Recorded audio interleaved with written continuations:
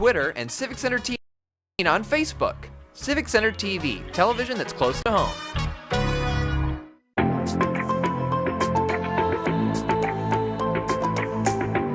Stay tuned for the Splash Live.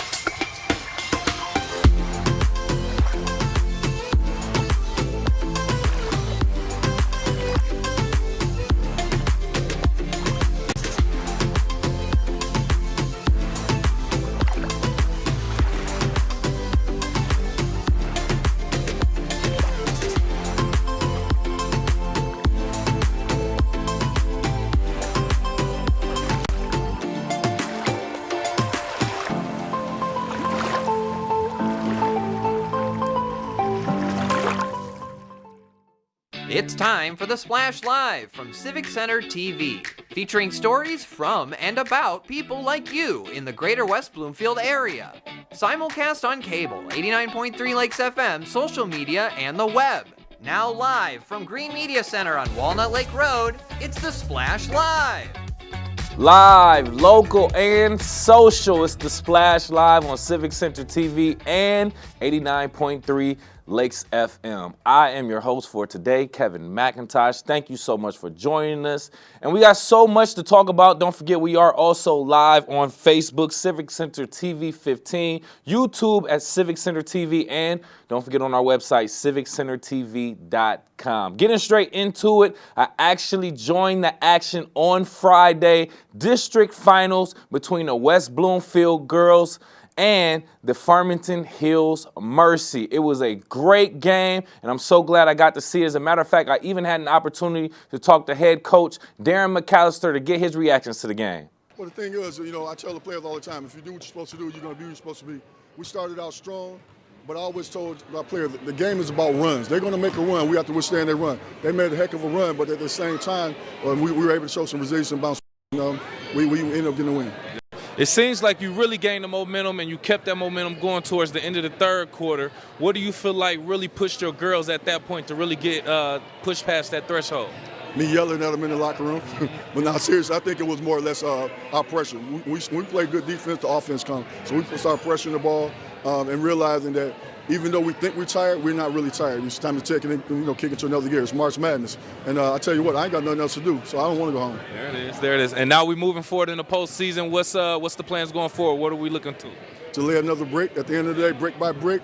We have that foundation. We standing up there on that podium holding up that big trophy. And whatever Coach Darren McAllister said to the girls of the West Bloomfield Lakers seemed to work, because when they came out in the third quarter, they played with a completely different energy. They were playing a lot smarter. They were going to the basket. They were actually making their free throws when it mattered the most, and they were playing with a lot more teamwork. You could see it because they were catching each other rebounds and helping each other out. And I actually had the opportunity to talk with one of the seniors and forward on the West Bloomfield Lakers, Kendall Hendricks, talk about her mentality during the game. I feel great. I was a little nervous because I always get nervous before the games, but I'm glad we came out with a dub.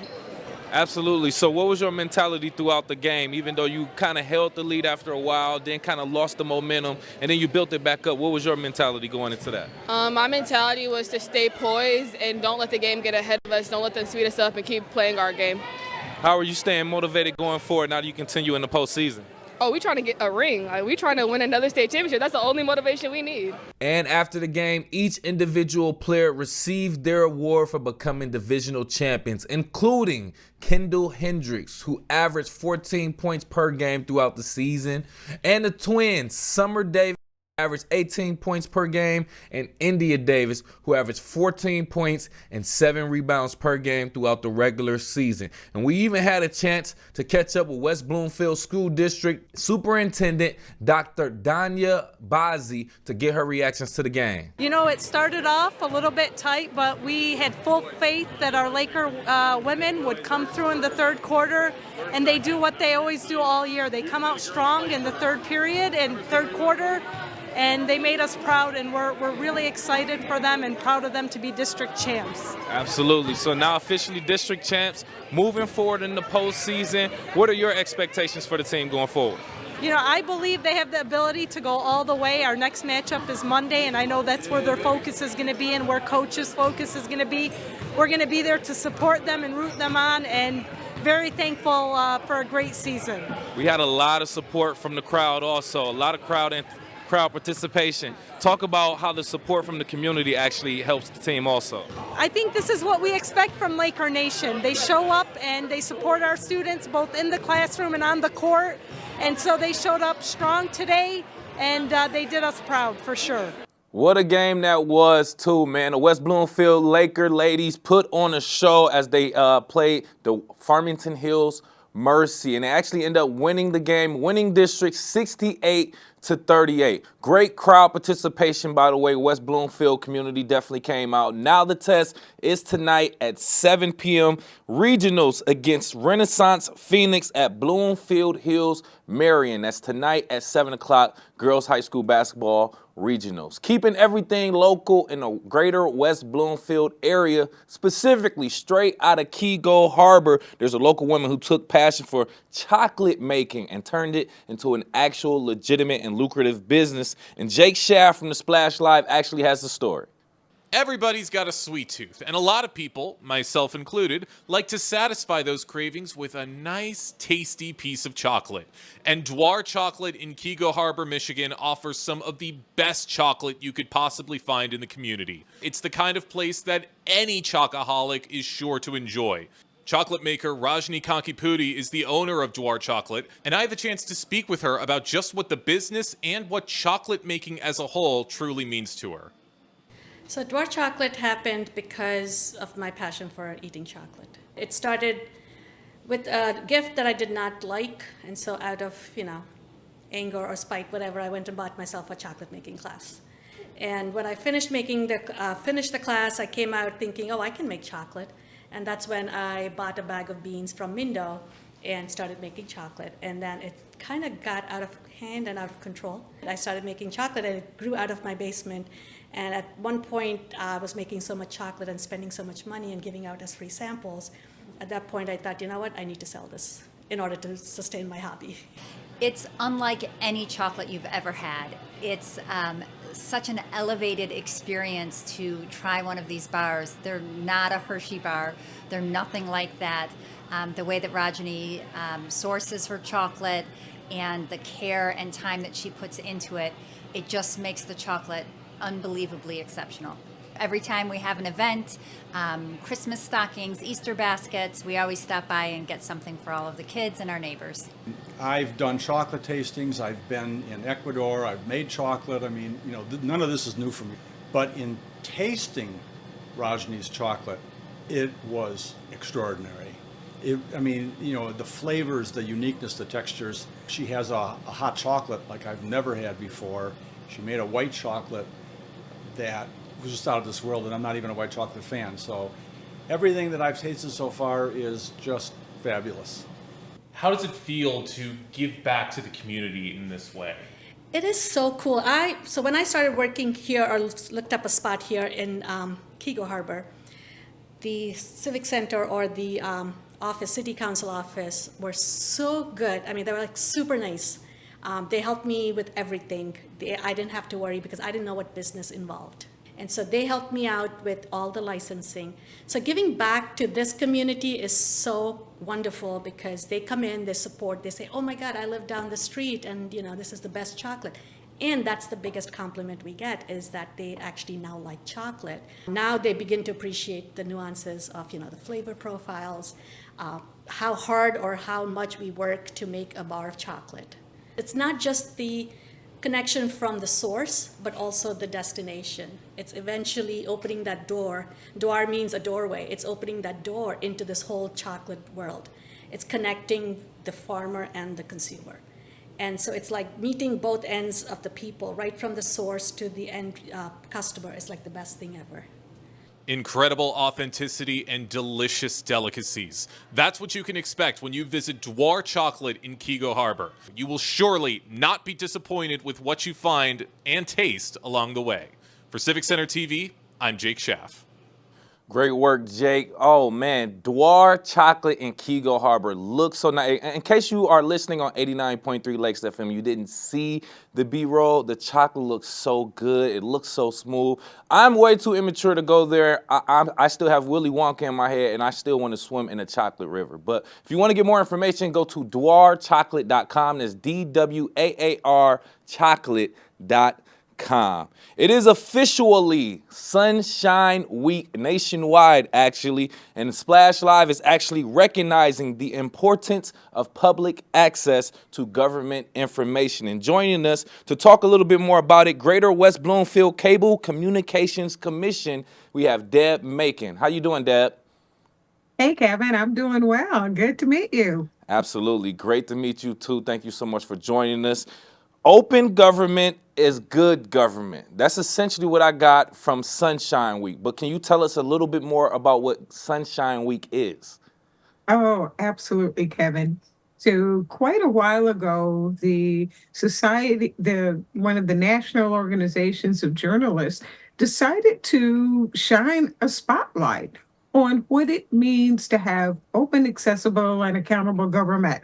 And it was really fun to learn that the date was picked to coincide with James Madison's birthday. So James Madison, our fourth president, was the person who was the greatest champion when the Bill of Rights and our founding documents were put together for freedom of access.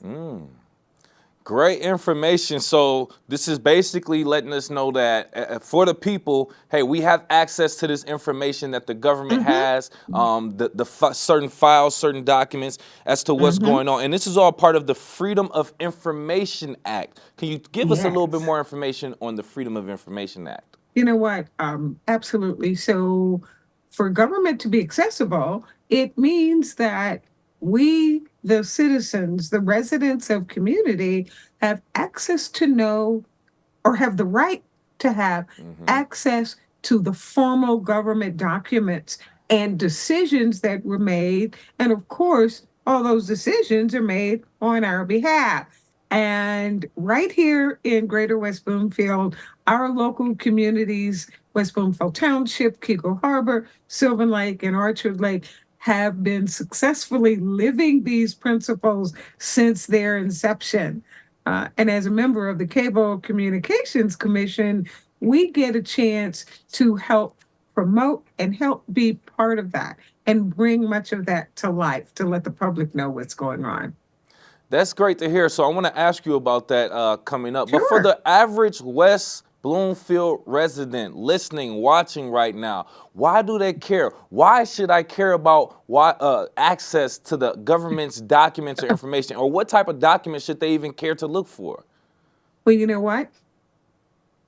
Residents are empowered and enlightened to understand decisions that are being made in their best interest. And how would I know that if I didn't have access to the minutes of a local unit of government, to the records, to the data, to the trail of decisions being made? An example. What's happening in my neighborhood when it comes to repairing a road? You know, there was a power outage. I wonder what happened. What was that discussion about? These are just minor types of questions that residents might be interested in knowing more about. Okay. And do they have to go to a physical office location to access this information, or is it all online nowadays? You know what? A good amount, I'll put it this way, a good amount of public information is available online, and our 4 communities literally make a record of all of their meetings, those that are recorded by you at Civic Center TV. as well as their minutes, their agendas are available online. And there will be some records that someone may be interested in that have to be requested in person at the clerk's office in those communities. Okay, so the clerk's office is where they would want to go if they can't access that information online. This morning we have Deb Macon of Greater West Bloomfield Cable Communications Commissioners joining us today, talking about Sunshine Week nationwide, but focused here in the Greater West Bloomfield area, giving people readily accessible, easy access to government information. Being part of the Greater West Bloomfield Cable Communications Commissions, Deb, can you tell us, you said you promote and support Sunshine Week and the Freedom of Information Act. Can you tell us a little bit more about how you do promote and support that act in Sunshine Week? Oh, thank you for that question. Since 2012, the Cable Commission has been communicating with our 4 local units of government and asking them to promote it as well. So from our platform here on channel 15 and then 99 if you're on AT&T, from our platform we have an opportunity to communicate with those local elected officials. So in 2012, we literally, as a commission, created our first formal proclamation. We are appointed by the local units of government, and we're expected to be on top of it when it comes to communicating across the community. And that included, well, since we know about this, let's make sure our local units of government do as well. Right. So several months ago, we approved a proclamation from the Cable Commission and asked each of our local units of government if they would sign on and adopt it too. Now, for our local units of government and for us, these are things that are normal, that are everyday, that we already demonstrated commitment to, and conversations such as this elevated for every member of the community as well. Great, great. I love that we are actually, committed to providing that information to the community because it affects us here in the local community. We want to know about it. We want to spread that to other people who may not have access to that. But let's talk about the difference between public information and private information. How is that decided? What is the difference between public government information and private government information? There are some other rules that are in place as well, such as the Open Meetings Act that allows local units of government to make some certain decisions private. And those are to protect the interest of individuals. They are to protect the interest of the communities themselves. And those decisions are not made public, but the act of making that decision. And in a local unit of government, someone who is listening or watching or sitting in the audience would hear that local unit of government literally identify that this is protected content or this is a confidential matter. And there are strident rules to follow to identify those items. And this runs up, like we said, between the local, the county, the state, and the federal government. Public, readily accessible, easy access to government information. Once again, Deb, can you just tell us how people can access this information locally and give any last words that you have and information for the community, please? All right. One, start right here at CCT. And then the more information you would like, please make sure you get to know the clerk in your community to find out what records are available and accessible. And keep tuned to Civic Center TV. Absolutely. Deb Macon again from the Greater West Bloomfield Cable Communications Commissioners joining us. Thanks again for your time, Deb. Thank you, Kevin. Absolutely. On the Splash Live, we are live, local, and social, and we have so much more coming up for you. Make sure you stay right here on Civic Center TV and 89.3 Lakes FM. We'll be right back with the Splash Live. The stage is set at West Bloomfield Public Library with Talkin' Broadway. Catch showcase performances each month, like West Side Story on March 24th. For more details, go to wbliv.org.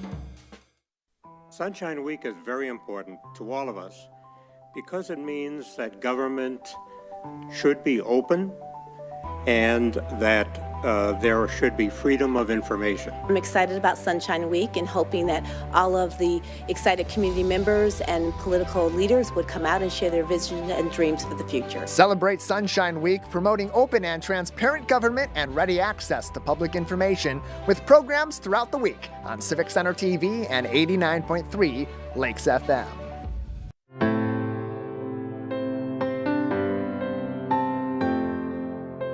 What people are watching in West Bloomfield. Civic Center TV and 89.3 Lakes FM.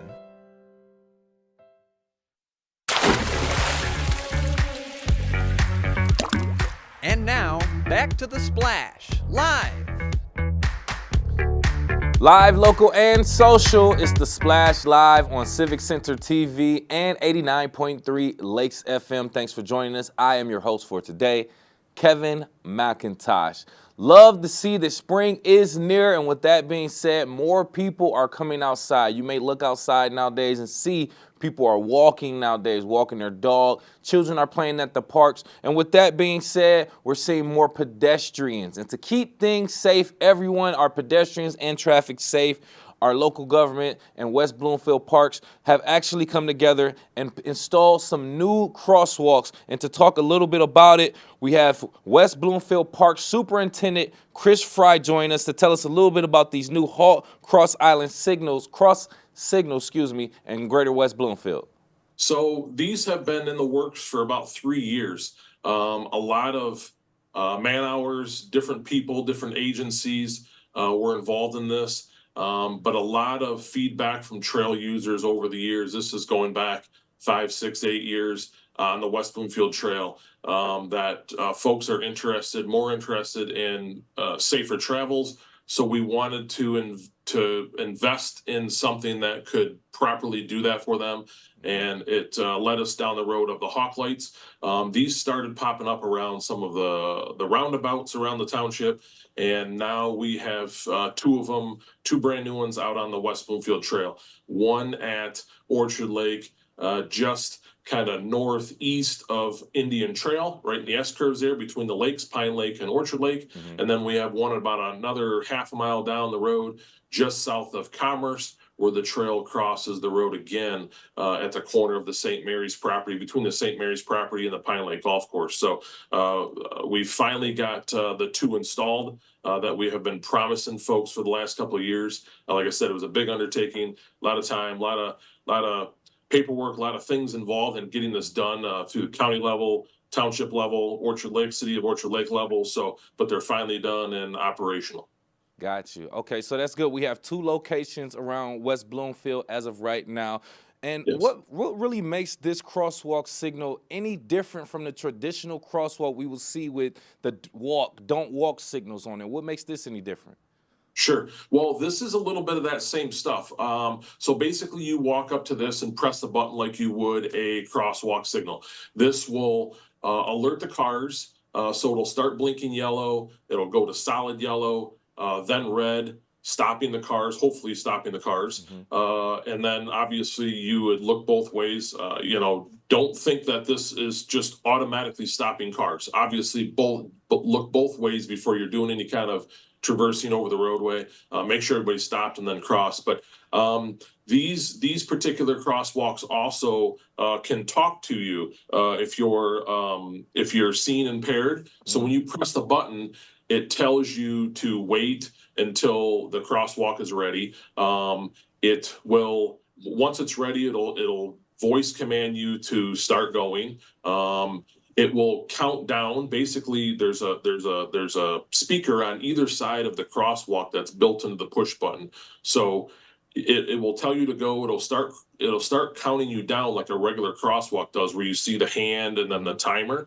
So the crosswalks are counting you down, and as you get towards the other side, you can still hear that number of the countdown. So you know that you're safely crossing that road there. So not only is it visually to the cars, visually to the people that are walking with the little white the little white outline of the person walking and the red hand, but it also gives you a countdown, and it has the voice into it as well. Unlike a normal crosswalk where it's waiting for traffic, you press the button at a crosswalk at a traffic intersection, you got to wait a couple of turns for traffic lights to be right. This is kind of instantaneously. You push the button and it signals the whole crosswalk to start activating. Wow, okay, that's interesting. So this is a lot more pedestrian oriented rather than traffic oriented. It'll pretty much just signal whenever the pedestrian is there, and it'll just start to slow the traffic down. Is that what I'm getting from this?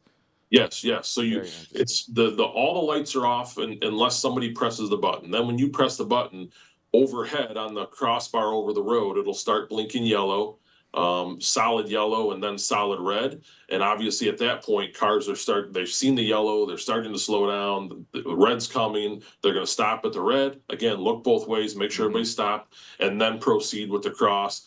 And then after the countdown, it flashes red to tell the vehicles, hey, we think everybody's out of the road. Everybody should be getting out of the road quickly if they haven't already. And then the lights will go off, and then cars can go again. We have West Bloomfield Park Superintendent Chris Fry joining us here on the Splash Live this morning, talking about the new Hawk crosswalk signals being installed around Greater West Bloomfield. Do we see any more of these? Only 2 right now installed. Do we see more in the future being installed? Well, probably not on the 7.5 miles that the West Bloomfield Township owns. We have the 2 on Orchard Lake Road.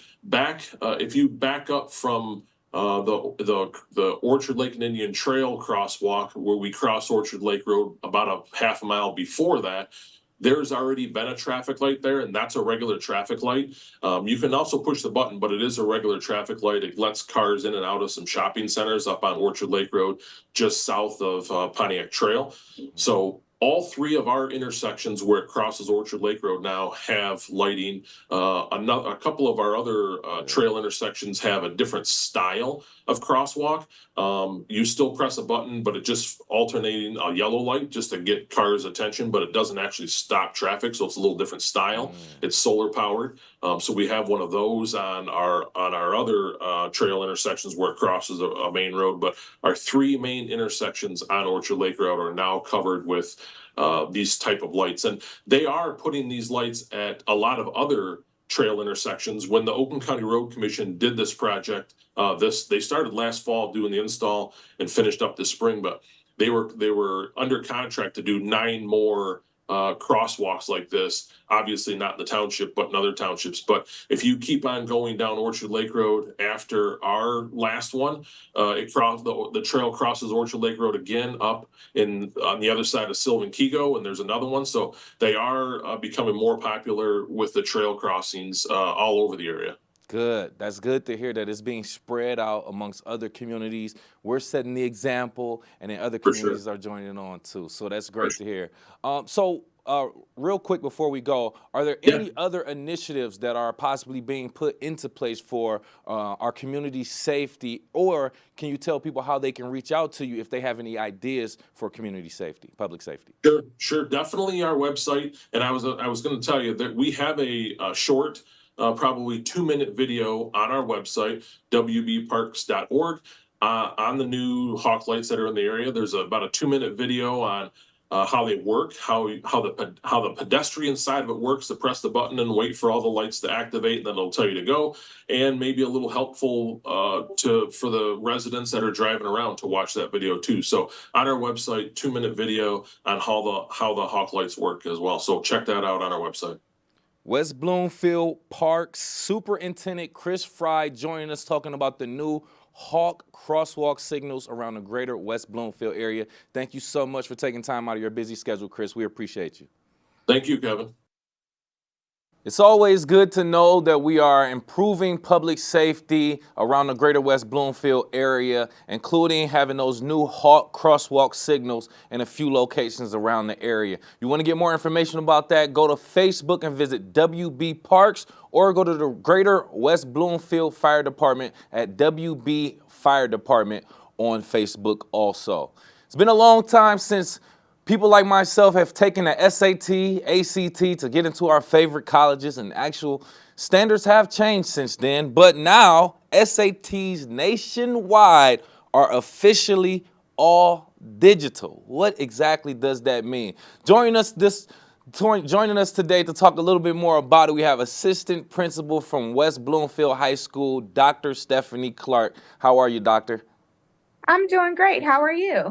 Thank you so much. I'm doing great myself. I appreciate you joining us because I'm very curious about this. Back when I was coming out of high school, going to college, I had to take the ACT and SAT, and we had to go to a physical location with pen and paper. But now things are changing, all digital. How do you feel like this has changed the landscape or experience for students? So I'll say similar to you, that's how I took the SAT and ACT. It was in the gym. It was paper pencil, everyone was in there, and you took the test. But now moving to the digital format, I think this is going to benefit students in school districts alike. Right now, with our district, we have one-to-one student technology. So our students are really familiar with working with the student Chromebooks, and they use them every day. So that transition should not pose any difficulty. Also, College Board has what they call the Digital Readiness Assessment. So this helps students get acclimated with the platform and the program that they'll be using.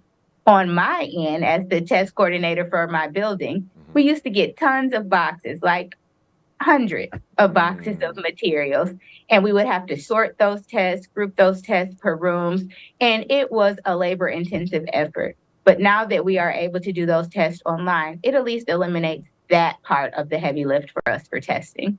Okay, so as somebody that's considered from the old school of testing nowadays, I guess that's what it is. I got a lot of questions. So how are we ensuring that they aren't cheating? I see that they can use their own device or go to a certain institute to actually take this test. How do we know that they're not cheating? They have internet access, right? So College Board has built in a lot of parameters to make sure that the students are not pulling up additional screens while they're testing or utilizing, information on their desk. Also, one thing that I should point out is that the proctor student coverage has not changed. So you'll still be in the room with another adult that is actively monitoring those computers. And if you were to, per se, go outside of the test day platform, it would get an alert. And then that test would likely be considered spoiled. So they have parameters built in to know what the students are doing while they're on their computer. I hate that I sound so old with this and so rebellious, but it just seemed like it's no possibility. Well, okay, so you say this makes it easier. I see that the electronic digital SAT is 1 hour shorter than the standard test. So, I mean, are the questions easier? Are there fewer questions? What changes do you know have been made to the actual test? So there are fewer questions, but it's the same areas that are being tested. Part of students' aversion, parents' aversion sometimes, and really teachers' aversion to standardized testing is obviously it's an interruption to the standard teaching day and the standard curriculum. But also students sometimes feel that they are getting fatigued by the volume of tests that they have to take, especially if you're an 11th grader. You're taking the SAT, you're taking ACT word keys as well as MSTEP. So that's a pretty labor-intensive testing schedule. So I think that making the test shorter makes that less fatiguing for the student and forces the test to focus on what are the most important essentials that students need to be tested on. So I think the shortened test schedule is good. Okay. I mean, it would make sense that, a shorter test will be a little bit easier for everyone, shorter time. Okay, I understand that. But in the sense of college admissions, like a lot of colleges, since the pandemic at least, have changed their standards. Some colleges don't even allow this. Are you seeing less enrollment for SAT and ACT test taking, or has it increased? Has it been moderate? What are your thoughts on that? So there's this ideology that's going around that making tests optional is actually going to increase greater access for acceptance into colleges. The goal with that is that a student might have excellent grades, excellent extracurriculars, but testing might not be their strong suit. And having tests score optional admissions allows the student to say, this is not the best assessment of my skills right now, so I'm not going to send that score in. I'm going to let the rest of my resume speak for me. So in that regard, it does provide more access because students that traditionally aren't good test takers are being admitted into universities that otherwise they might have been excluded from because of a low test score. There's actually an article in Education Week that stated that about 60% of students have not shared scores with colleges. So that hasn't hurt their chance of acceptance. So this might be a new way. Yeah, that is interesting. I went to Eastern Michigan and had to share mine. I didn't have a super proud ACT or SAT score, but nonetheless, I got accepted and it got me to where I wanted. So I think just whatever gets me probably at the minimum level at anything, whatever gets me to the next level is probably what they're gonna do, and they probably will do, not too much more than that. But join us, we have Dr. Stephanie Clark, Assistant Principal for the West Bloomfield High School, talking about the new SATs nationwide going to an all-digital format. Now, we know that students nowadays in the month of March and April are taking the SATs and ACTs to get into colleges. Have you all started that process, and have you started a digital? What's your process to it? And if you haven't, what is going to be your process going into it? So we happily signed up for the digital testing experience. Like I said earlier, moving to digital take a lot of the load off as far as organizing the test and getting those boxes and shipping them back and packing them accurately. Like, it eliminates that for us. One of the things that our district is already light years ahead is we have one-to-one technology for our students already. So at the beginning of this school year, when we knew for a fact that we were moving to the digital platform, we reached out to the technology department to make sure that all of the student Chromebooks had the College Board test day application on there. We made sure that our district infrastructure could handle the volume of students that would be online at one time. And they actually require at College Board that we have someone called a technology coordinator, and they provide them training. We actually have 2 technology coordinators that have taken the training just in case on one day that technology coordinator is unavailable or life happens. So we have actually been preparing for this since the beginning of the school year and have finished all of our training and are ready to go. And like I said, they provide a digital readiness assessment for the students, and our students will be taking those assessments in their advisory classes during the month of March so that they are ready to go without issue or incident on the test day. Great to hear. Yeah, and it seems like you are crossing your T's, dotting your I's when it comes to that. You said 2 technical or technicians that'll be there on hand. When you're dealing with technology and the internet, it's best to have at least 2 people as a backup. So I completely understand that. Now, we can go back and forth about our thoughts on it, but what about the current students' thoughts and their reactions to this news? Have you had any words from the actual current students? And what about students who've graduated? Have you heard anything about them? Do they feel like this is a stab in the back, like they were treated a little bit different? Any word from the students? So I haven't heard from our students that have graduated already. And our current students, they're on technology every day. So this hasn't disrupted anything for them. They're like, what's one more online thing that we do? I think ultimately, you have students that love standardized testing and they would be fine taking this test pencil paper or online. And you have other students that, it's a test. So whether it was paper, pencil, or online, it wouldn't be their preference. But I think that the majority of the students, since they were born into this society where technology was readily available, this doesn't shake them up. This is just more par for the course. It would make sense that they would just get right along with it. It's another thing, like you said, on their phones or on their tablets, computers. Correct. Oh, it's cool. It's more screen time, essentially, so I get it. Right. Any last words, parting words, important information for the greater West Bloomfield community before we part, Dr. Clark? I would just say that the first time utilizing anything, you always have to expect room for error. So this is College Board's first time rolling out this digital option. This is our first time utilizing this digital option. Although College Board has prepared us and although we have prepared as a district, we always leave room that there might be some opportunities for growth for the next year. So I'll just say be patient with us and join us for the ride. We're looking forward to spring testing. There it is. Thank you so much. Talking about the all-digital ACT, SAT going around nationwide. We have Dr. Stephanie Clark, assistant principal from Greater West Bloomfield High School. Excuse me. Thank you so much for joining us. Thank you. Yes. Too much to talk about going on in the community as the weather gets great and we anticipate so many different things, and we will talk about them all live, local, and social on the Splash Live on Civic Center TV and 89.3 Lakes FM. We'll be right back with the Splash Live. Hi, I'm Ann Juba from Orchard Lake. Hi, Jennifer Taylor Boykins, and I am representing West Bloomfield. I'm Pat Riney representing Sylvan Lake. I'm Harvey Gerson representing West Bloomfield. I'm Phil Ross representing Sylvan Lake. I want to tell you we are sunshine people all year long. We use all of our communication resources to educate you, to inform you, and to enrich your lives. Celebrate Sunshine Week, promoting open and transparent government and ready access to public information with programs throughout the week on Civic Center TV and 89.3 Lakes FM. Live, local, and social. It's the Splash Live on Civic Center TV and 89.3 Lakes FM. Join our team as we highlight people and events that are making an impact in the greater West Bloomfield area. Catch us live Monday to Friday, 8:30 a.m. to 12:30 p.m. Watch us on demand at civiccentertv.com.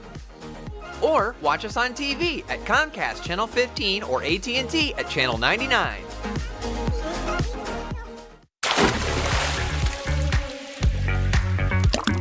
And now, back to the Splash Live. Hey, gorgeous, live, local, and social. It's the Splash Live on Civic Center TV and 89.3 Lakes FM. I am your host, Kevin McIntosh, and it is still Women's History Month, and here at the Splash Live, we are highlighting important women in the greater West Bloomfield for all the success and the history that they have made. And joining us, we have from the Greater West Bloomfield Historical Society, Carol Finch. And Carol, you helped organize the first women's inline hockey team in the state of Michigan. Can you tell us what inspired you to help organize this team? Well, first of all, it was one of the most adventurous things I've done in a long time. I was teaching inline skating class over at US Blades. This is back in the 90s, and we had a lot of moms, and they said, hey, do you think we can bring in some of our kids' hockey equipment? Well, it went from that all the way to us going to nationals in Las Vegas. So we started Michigan's first all-women's inline hockey team. There were no other women's teams, so we got to train with 18-year-old boys. And if you think the boys were going to be easy on us, I mean, we came up the hard way and learned some great hockey skills, had a great coach, and the camaraderie of the team was fantastic. But we played in Chicago, we played in St. Louis, we played in Las Vegas. But our main part was over here at US Blades and Joe Dumar's Ice Arena. Nice. Now, it's so good to take a local team and achieve so much success, be one of the first, travel nationwide and still achieve great success. So throughout your career and throughout that process, I know it had to have been hard. Can you explain or just talk about some memorable experiences or even challenges that you faced and overcame throughout that process? Through the team? Oh, every day it was like the movie A League of Their Own. We just learned how to play hard and play tough, and our goal was teammanship and working together and laughter. I know we had a coach. We used to make him cry sometimes. He would tell us, okay, do the little X's and the O's and where you're supposed to go around for the play of the next play. And being women, we're very curious, and we kept saying, well, why do we have to? Why? And he kept saying, please don't ask us why, just do it. And then he finally said to me, look, Fink, your only job is to protect the goalie. It was like, oh, why didn't you say so in the first place? So once we got it down to women's language, just protect your buddy, we became a super good team. It was great. Okay. And we ranged in age to 50s down to 18 or 16. But it was great. A couple of years of fantastic experiences. And also an inspiration for young girls to go out and play sports. And that's what I want to talk about next, because Yes. that was it was so inspiring to young women, and I mean, you were the first for many. So can you just talk about how women in sports in general is very empowering, and how representation actually matters for the young women that's watching? That's a really good question. I think determination, focus, skills, hard work. It gets a little chippy playing hockey, or really any sport, but women are pretty incredible. We are so fantastic at things that we do because we have the ability and the passion and the compassion to do anything. Was it hard? Do I still have bruises 20 years later? Of course I do. Would I trade it in for a, a soft, pleasant life? No. Like, women don't give up. Keep doing everything. They say that women, we're pretty powerful. I'm not dissing men, but women are great, and it's great to be an inspiration. Women can, I work with young kids on a farm, and it's like, you can be a vet, you can be a doctor, you can be a race car driver. There's no limits to what we can do. We just have to believe we can do it. Absolutely. As they say, Fred Astaire, we did everything Ginger Rogers did everything Fred Astaire did, and she did it backwards and in heels. So women can do anything. There it is. Do anything that a man can do, plus do it in heels. I love that. And listen, And backwards, you got that and right. Backwards. I love that, but it's a time to reflect. It's a time to think about how women have contributed to society, to the world. We all come from a woman. So now's the time to give thanks and think about the things that they've done. Just for future aspirations, what are your goals for Motor City Blades, or just women in hockey in Michigan in general? Well, there's always new adventures ahead. Our team has since dissolved over the years. A lot of women moved on, but now I think they're playing inline hockey at the Olympics on women's teams, women's basketball teams, hockey teams. Just keep going. There's always something new and exciting. Absolutely. And is there any additional or important information that you want to give out, or you want to tell people how they can contact you or reach out if they want to learn more? Sure. I can list my email, but my biggest come away words are: never give up. Keep doing it. If you have a dream, pursue it. Don't give up. We're pretty incredible. And I love what you said about we all came from women. Yes, we did. We were all birthed. Beautiful words.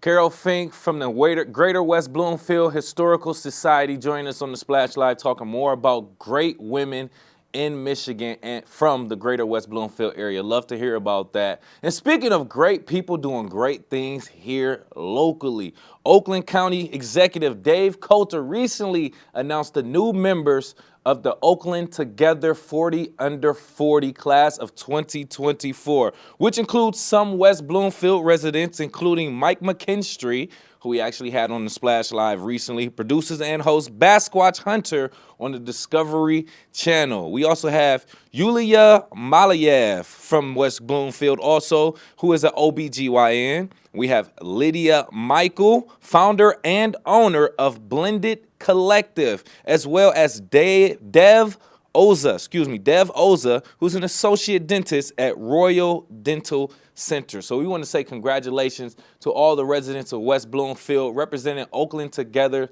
40 Under 40. And you can check out more information on that at oakgov.com or on Facebook at oakgov also to support them and find out what's going on. Speaking of local things going on, coming up March 23rd, Local Acre out of Sylvan Lake will be hosting a pop-up event with Nurturing Bread by Vera. That'll be from 11 a.m.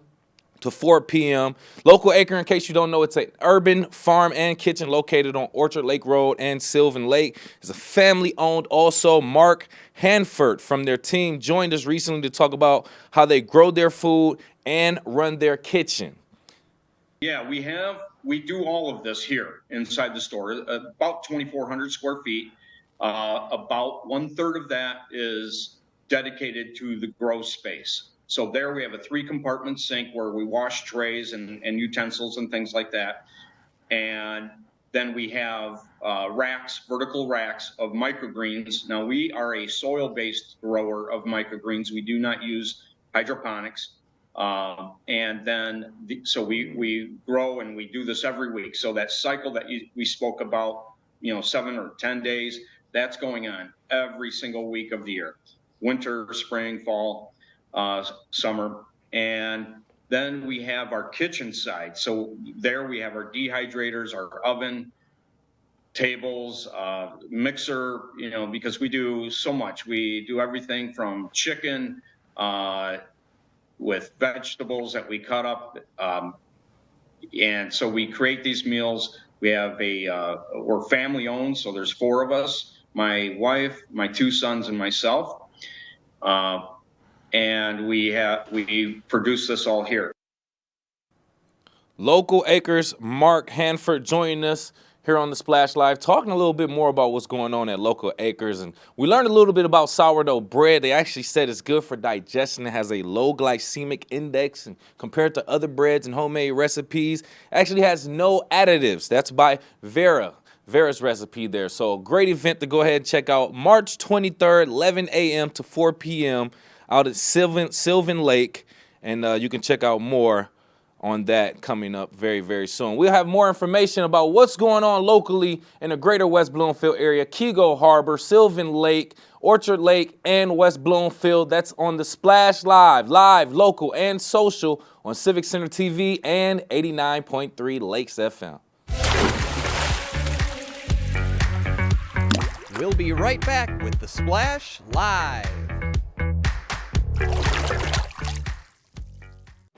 The stage is set at West Bloomfield Public Library with Talkin' Broadway. Catch showcase performances each month, like West Side Story on March 24th. For more details, go to wbliv.org. Live, local, and social. It's the Splash Live on Civic Center TV and 89.3 Lakes FM. Join our team as we highlight people and events that are making an impact in the greater West Bloomfield area.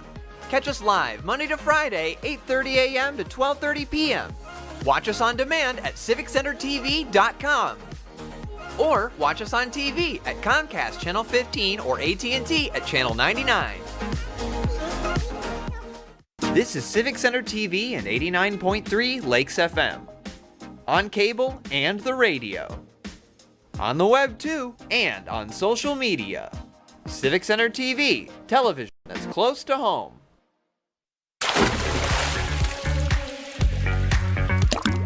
And now, back to the Splash, live.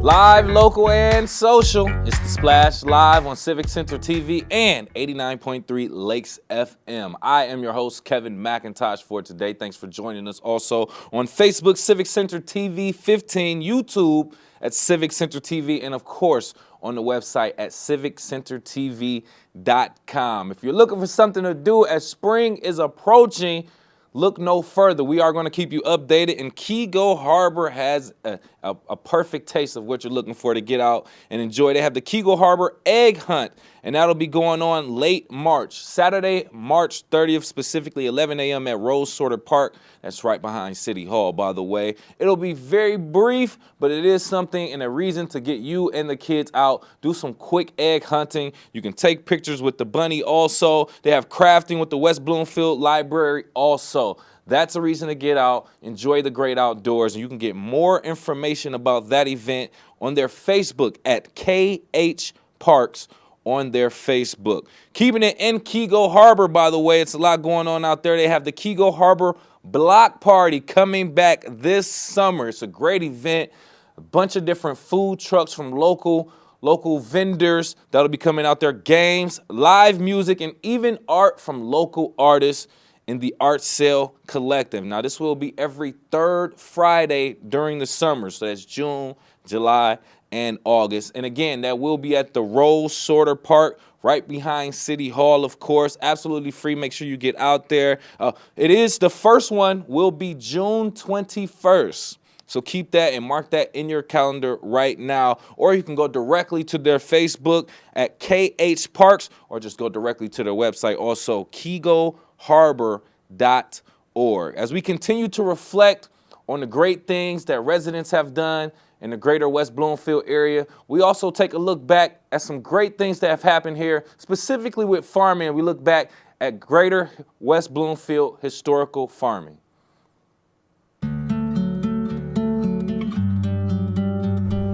Well, it's still rural. Nothing, everything was small. Even the government was small. West Bloomfield was nothing. It was farms. And you knew who each farm was, who it belonged to, and you were free. We went through the Greens Orchard to get to school, and people could do that, and there was no problem because everybody knew each other.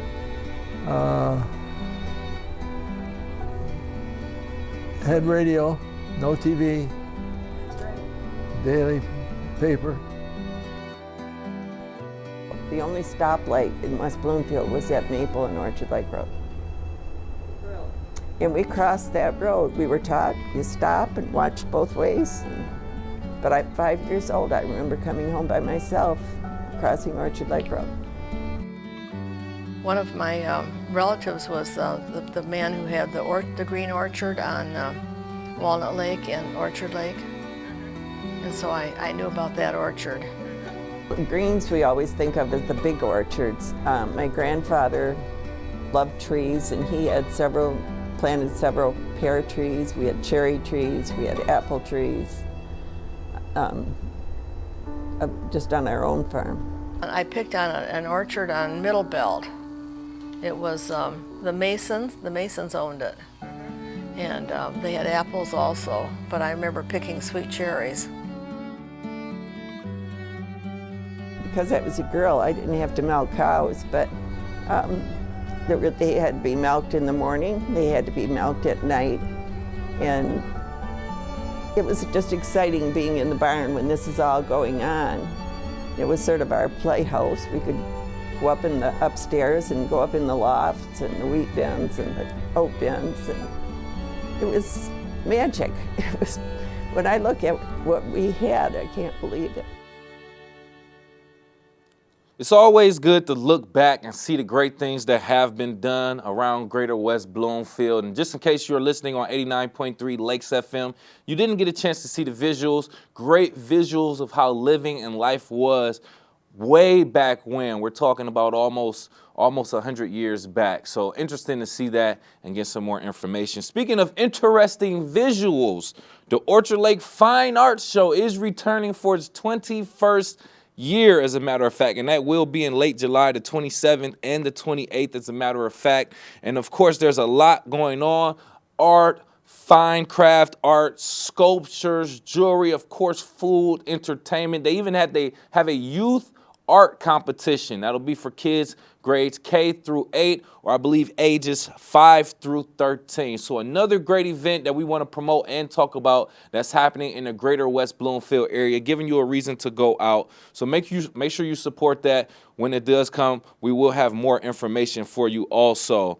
A lot of things going on, as we talked about today, all digital SATs nationwide. We spoke with Dr. Stephanie Clark, assistant principal from the West Bloomfield High School, talking about how they are making the changes and how students are adjusting to that change of having an all digital test nowadays. We also discussed the chocolate tasting event, we should say, Dwar chocolate event that's coming up March 8th. So if you do have an opportunity to check it out with the fine chocolates, we want to support that. And speaking of support, local support for our West Bloomfield Lakers girls basketball, defeating Farmington Hills Mercy on Friday to win the district 68-38, and now moving on tonight at 7 p.m. to take on the Renaissance Phoenix at the Bloomfield Hills Marion for regionals. So we will keep you updated on that and provide all the recaps coming up later this week. But that's pretty much it. Thank you so much for joining us on live, local, and social. We still have so much more coming up for you, so stick around. It's the Splash Live